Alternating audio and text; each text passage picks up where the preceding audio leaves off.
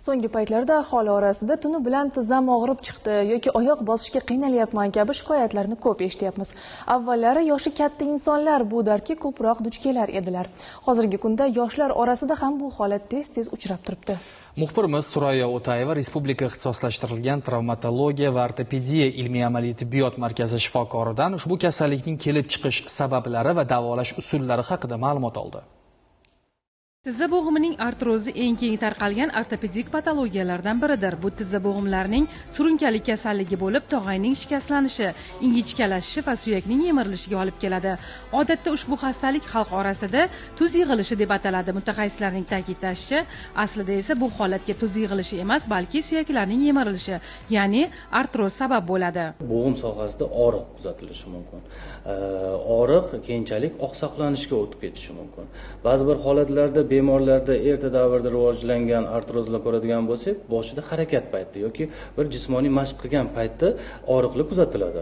Keyinchalik yemirilish darajasi yuqori bo'lgandan so'ng, ya'ni tinch holatda ham, ya'ni dam olgan paytda ham og'riqlar kuzatilishi mumkin. Tizza bo'g'imi boshqa bo'g'imlarning yemirilishlarini 4 ta darajasi bor.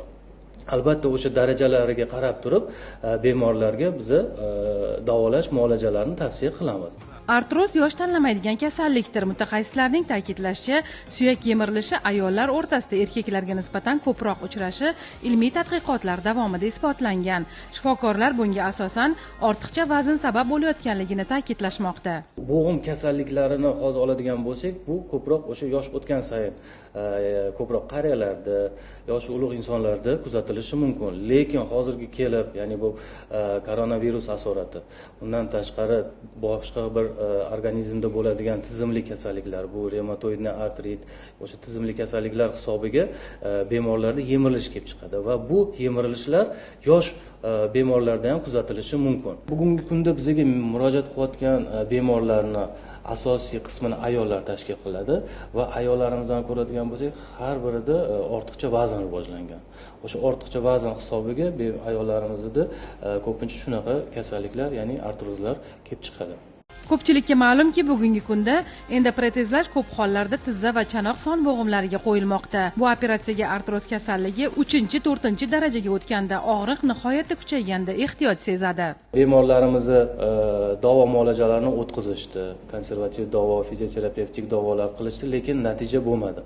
Uni albatta o'sha darajasini aniqlagan holda bemorlarga 3-4 darajadagi artroz bo'lgan bemorlarda, ya'ni sun'iy bo'g'im qo'yish, endoprotezlash jarrohlik amaliyotlari tavsiya etiladi. Albatta tavsiya qilgan bo'lardim, tizzada yoki boshqa bir bo'g'imlarda og'riqlar kuzatiladigan bo'lsa, albatta travmatolog ortopediga murojaat qilgan holda va kerakli tekshiruvlarni o'tkaziladigan bo'lsa, ya'ni rivojlanishi mumkin bo'lgan og'ir darajadagi artrozlarni biz oldini olgan bo'lardik.